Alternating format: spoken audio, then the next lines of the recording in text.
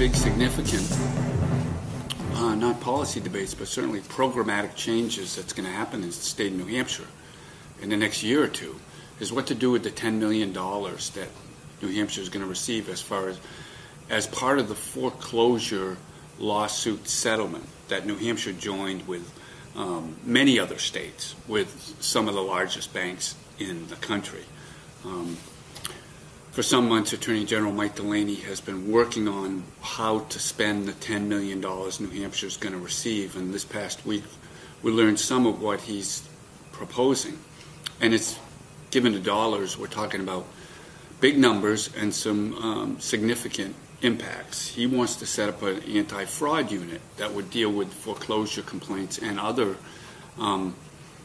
financial services issues in the Attorney General's office. So we used $2 million for that. The New Hampshire Legal Assistance is the targeted group to receive about $3 million that would coordinate giving assistance to people who are going to be foreclosed upon or who already are going through foreclosure.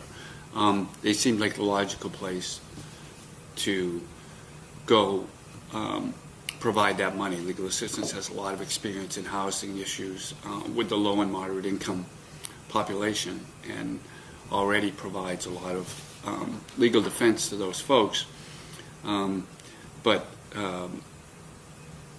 Again, you're dealing with an all-Republican executive council, and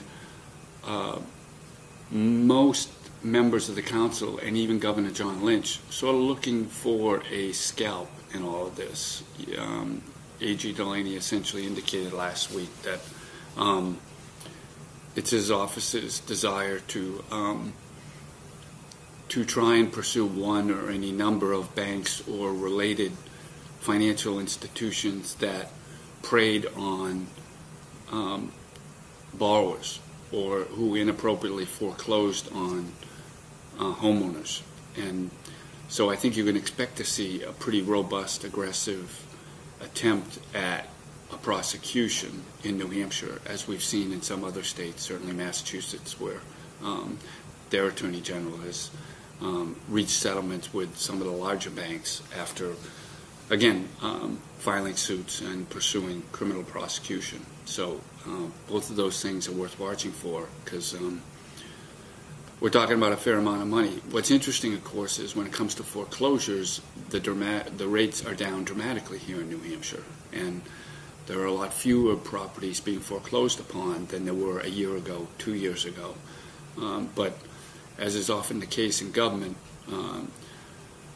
government steps in after a crisis has occurred and tries to help the situation going forward and try to prevent a similar situation from happening again.